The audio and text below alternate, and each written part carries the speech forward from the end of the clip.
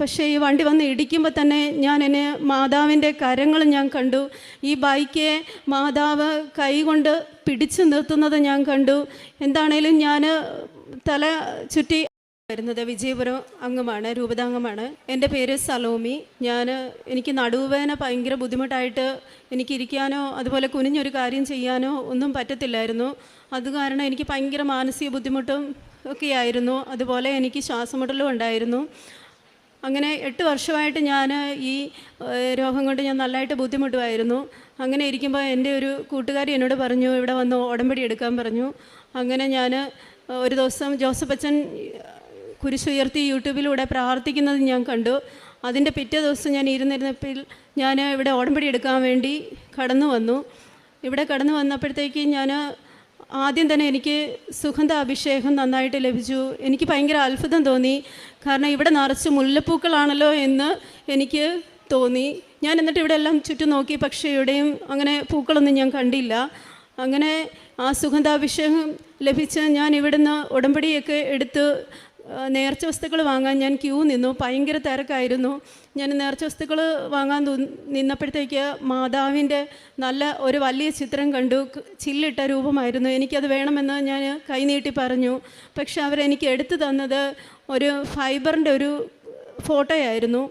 എങ്കിലും അവരെ ബുദ്ധിമുട്ടിക്കേണ്ടെന്ന് വെച്ചിട്ട് ഞാൻ ആ രൂപവും വാങ്ങി, നേർച്ച വസ്തുക്കളും വാങ്ങി ഞാനിങ്ങനെ ഒറ്റയ്ക്ക് അവിടുന്ന് വന്നത്. തിരിച്ച് മടങ്ങവേ ഞാനിവിടെ നിന്ന് ക്രോസ് ചെയ്ത് അപ്പുറത്തോട്ട് പോകാൻ തുടങ്ങിയപ്പോൾ എന്നെ വലിയൊരു ബൈക്ക് വന്ന് എന്നെ ഇടിച്ചു. ആ ഇടിക്കുമ്പോൾ എൻ്റെ ഇടത്ത് കാലിൻ്റെ വശത്തായിരുന്നു ഞാൻ ഈ നേർച്ച വസ്തുക്കളെല്ലാം കവറിലിട്ട് തൂക്കി പിടിച്ചിരുന്നത്. പക്ഷേ ഈ വണ്ടി വന്ന് ഇടിക്കുമ്പോൾ തന്നെ എന്നെ മാതാവിൻ്റെ കരങ്ങൾ ഞാൻ കണ്ടു. ഈ ബൈക്ക് മാതാവ് കൈകൊണ്ട് പിടിച്ചു നിർത്തുന്നത് ഞാൻ കണ്ടു. എന്താണേലും ഞാൻ തല ചുറ്റി അവിടെ വീണു. ആ വണ്ടിയിലിരുന്ന വ്യക്തിയും വീണു. പക്ഷേ ഒരാപത്തോ ഒന്നും വണ്ടിയില്ല. അപ്പുറം ഇപ്പുറം വണ്ടികളിങ്ങനെ പൊക്കൊണ്ടേ ഇരിപ്പുണ്ടായിരുന്നു. പക്ഷേ എനിക്ക് ഒരു ബുദ്ധിമുട്ടും ഉണ്ടായില്ല. ഞാൻ തനിയെ എഴുന്നേറ്റ് ബസ് കയറി തന്നെ യാത്ര ചെയ്ത് ഞാൻ ഇടുക്കി വരെ പോയി. അന്ന് വീട്ടിൽ ചെന്ന് കയറിയപ്പോൾ തന്നെ എനിക്ക് എൻ്റെ കുഞ്ഞ് വാതിൽ തുറക്കുമ്പോഴത്തേക്ക് നല്ല സുഗന്ധാഭിഷേകം ഉണ്ടായിരുന്നു. മാതാവ് എന്നെ വീട്ടിൽ കൊണ്ടുവന്ന് എത്തിച്ചതായിരുന്നു. അതായിരുന്നു എൻ്റെ ഒന്നാമത്തെ സാക്ഷ്യം. അതുപോലെ എൻ്റെ രണ്ടാമത്തെ സാക്ഷ്യം, എനിക്ക് നടുവേദന മുതലും ഭയങ്കര ബുദ്ധിമുട്ടായിട്ടാണ് ഞാനിവിടെ വന്നത്. ഞാൻ നേരത്തെ പറഞ്ഞുവല്ലോ.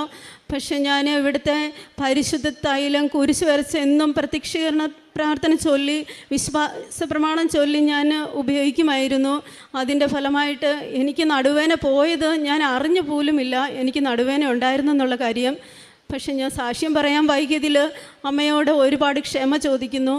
അതുപോലെ തന്നെ എൻ്റെ മൂന്നാമത്തെ സാക്ഷ്യം, എൻ്റെ മോള് +2 പഠിക്കുകയായിരുന്നു. അവൾക്ക് ബയോളജി സയൻസാണ് എടുത്തിരുന്നത്. ഭയങ്കര ടഫായിരുന്നു എക്സാം. നന്നായിട്ട് പഠിക്കുന്ന കുട്ടിയായിരുന്നു. എങ്കിലും ബയോളജിയിൽ ഫിസിക്സ് എന്ന വിഷയം ഭയങ്കര പാടായിരുന്നു. പക്ഷേ കൊച്ചു പരീക്ഷ എഴുതിയിട്ട് എന്നോട് വന്ന് പറഞ്ഞു, അമ്മേ എനിക്ക് ബയോളജിയും ഫിസിക്സിലും ഒക്കെ ഭയങ്കര ബുദ്ധിമുട്ടായിരുന്നു. ബയോളജിക്ക് എനിക്ക് 2 തെറ്റിപ്പോയിട്ടുണ്ട് അമ്മേ, എനിക്ക് ടോപ്പ് മാർക്ക് കിട്ടത്തില്ല എന്ന് പറഞ്ഞ് ഒരുപാട് വിഷമിച്ച് കരയുകയൊക്കെ ചെയ്തു. അധ്യാപികയെ വിളിച്ച് പറയുകയൊക്കെ ചെയ്തു. പക്ഷേ റിസൾട്ട് വന്നപ്പോൾ ഫുൾ A+ഉം സയൻസ് വിഷയങ്ങൾക്കെല്ലാം 200-ൽ 200 മാർക്കും നൽകി പരിശുദ്ധ അമ്മ അനുഗ്രഹിച്ചു. കാശിരൂപം കൊണ്ടുപോയാണ് മോള് എക്സാം എഴുതിയിരുന്നത്. പരിശുദ്ധ അമ്മയ്ക്ക് 1000 നന്ദി. അതുപോലെ തന്നെ മൂന്നാമതായിട്ടുള്ള എൻ്റെ ഒരു സാക്ഷ്യം എന്ന് പറയുന്നത് എൻ്റെ ഭർത്താവിൻ്റെ സർട്ടിഫിക്കറ്റിൻ്റെ കാര്യമാണ്.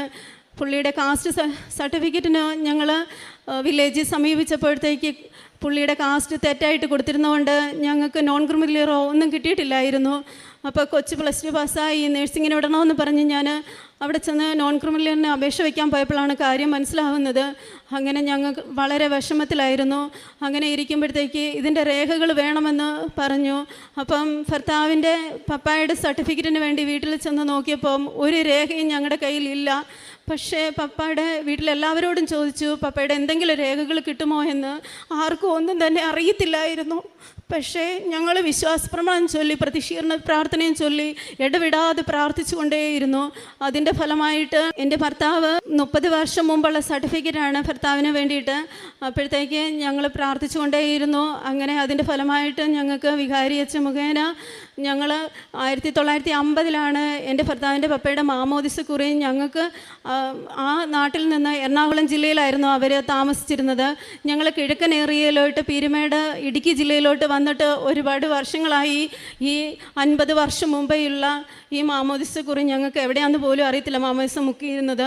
പക്ഷേ എന്താണേലും ഞങ്ങളുടെ വികാരിയച്ഛൻ പ്രാർത്ഥിച്ച അതിൻ്റെ ഫലമായി ഞങ്ങൾ ഈ കാശുരൂപം പിടിച്ച് പ്രതീക്ഷീണ പ്രാർത്ഥന ചൊല്ലി വിശ്വാസപ്രമാണം ചൊല്ലി ഞാനും എൻ്റെ കുഞ്ഞു മുട്ടയിൽ നിന്ന് കരഞ്ഞ് മാതാവിനോട് പ്രാർത്ഥിക്കുമായിരുന്നു. അതിൻ്റെ ഫലമായിട്ട് ഞങ്ങളെ അവിടുത്തെ വികാരി അച്ഛൻ എൻ്റെ ഫോണിലോട്ട് വിളിച്ചിട്ട് പറഞ്ഞു, ഇന്ന പോലെ ഇന്ന പേരിലാണോ എന്ന് ചോദിച്ചു. വീട്ടുപേരും പറഞ്ഞു. അങ്ങനെ ഞങ്ങൾക്ക് ആ മാമോദിസക്കുറി കിട്ടി. അതിൻ്റെ ഫലമായി എൻ്റെ ഭർത്താവ് ചെന്ന സ്കൂളുകളിൽ ഞങ്ങൾ അവിടെ പീരുമേട് എല്ലാ സ്കൂളുകളിലും ചെന്ന് ഞങ്ങൾ അപേക്ഷ വെച്ചിട്ടുണ്ടായിരുന്നു. ഉപ്പിട്ട് അവിടെ എല്ലാം ഞങ്ങൾ പ്രാർത്ഥിച്ചാണ് അപേക്ഷ കൊടുത്തത്. കാരണം ഈ സർട്ടിഫിക്കറ്റ് ഞങ്ങൾക്ക് എത്രയും പെട്ടെന്ന് ലഭിക്കാൻ വേണ്ടി. പക്ഷേ അധ്യാപകരെല്ലാം നല്ല സമീപനമാണ് ഞങ്ങളോട് കാണിച്ചിരുന്നത്. അവിടെ എങ്ങും സർട്ടിഫിക്കറ്റ് ഇല്ലായിരുന്നു. അവസാനം ഈ മാമോദിസക്കുറി കിട്ടിയതിൻ്റെ ഫലമായി ഞങ്ങൾ ആ പേര് വെച്ച് ഞങ്ങൾ ഉടൻ തന്നെ അവിടെ അന്വേഷിച്ചു. 10 മിനിറ്റിനകം ആ സർട്ടിഫിക്കറ്റ് ഞങ്ങൾക്ക് കിട്ടുകയും ഞങ്ങൾക്ക് രേഖകളെല്ലാം ഞങ്ങൾക്ക് ശരിയായ വണ്ണം നേരായ വണ്ണം ഞങ്ങൾക്ക് വില്ലേജിൽ നിന്ന് ലഭിക്കുകയും ചെയ്തു.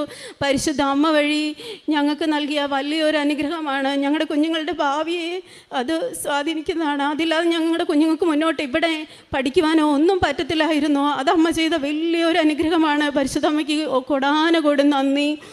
അതുപോലെ എൻ്റെ കൊച്ച് അവളുടെ സാക്ഷ്യങ്ങൾ പറയും. ഈശോ മിശിഹായ്ക്ക് സ്തുതിയായിരിക്കട്ടെ. എൻ്റെ പേര് അനീറ്റ KB.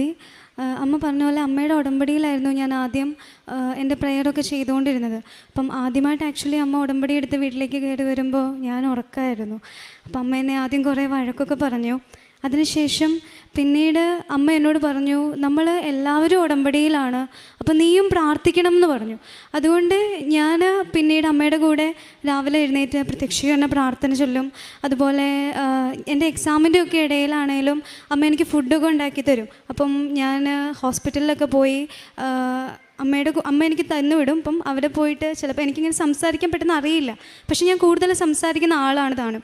അങ്ങനെ വരുമ്പോൾ ചിലപ്പോൾ അപ്പച്ചന്മാരുടെ അമ്മച്ചിമാരുടെ ഒക്കെ അടുത്ത് ഈശോനെ എത്തിക്കുക, അടുത്തുനിന്ന് പിള്ളേരൊക്കെ ഇല്ലാത്തവരുടെ അടുത്ത്. അപ്പം അവരുടെ കൂടെ കൂടുതൽ ടൈം സ്പെൻഡ് ചെയ്തായിരിക്കും പലപ്പോഴും ഞാൻ എൻ്റെ ഉടമ്പടി ചെയ്യുക. പിന്നെ എൻ്റെ കാര്യത്തിലെന്ന് പറഞ്ഞാൽ എനിക്കൊരു സ്കോളർഷിപ്പിന് വേണ്ടിയിട്ട് ഞാൻ 10th ഫുൾ A+ കിട്ടിക്കഴിഞ്ഞപ്പോൾ ഞാൻ അപ്ലൈ ചെയ്തിട്ടുണ്ടായിരുന്നു. അത് കഫേയിൽ പോയിട്ട് ചെയ്തപ്പോൾ ഞാൻ 11th പോകുന്ന സ്റ്റുഡൻ്റാണ്.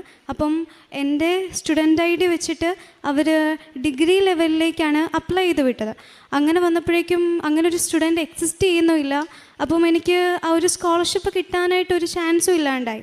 മാത്രമല്ല പിന്നീട് +2-നാണെങ്കിലും അത് തുടർന്ന് പോകുന്നൊരു സ്കോളർഷിപ്പായിരുന്നു. അപ്പോൾ എനിക്കതിന് ഒരു ചാൻസും ഇല്ലാണ്ടായി. അങ്ങനെ വന്നപ്പോൾ ഞാൻ പ്രത്യക്ഷീകരണ പ്രാർത്ഥന ചൊല്ലി നന്നായിട്ട് പ്രാർത്ഥിച്ചു.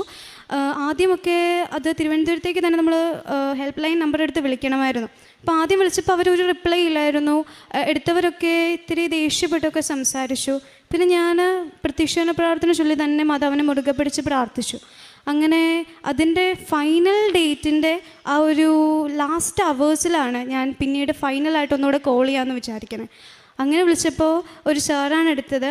അവരപ്പം തന്നെ ഒരു ലേഡി ആയിരുന്നു. അവരപ്പം തന്നെ അത് ക്യാൻസൽ ചെയ്ത് വിട്ടു അവിടുന്ന്. എൻ്റെ കംപ്ലീറ്റ്ലി ക്യാൻസൽ ചെയ്തിട്ട് എനിക്ക് ഒന്നേന്ന് ചെയ്യാനായിട്ടുള്ളൊരു അവസരം തന്നു. അങ്ങനെ എനിക്കത് ചെയ്യാൻ സാധിച്ചു.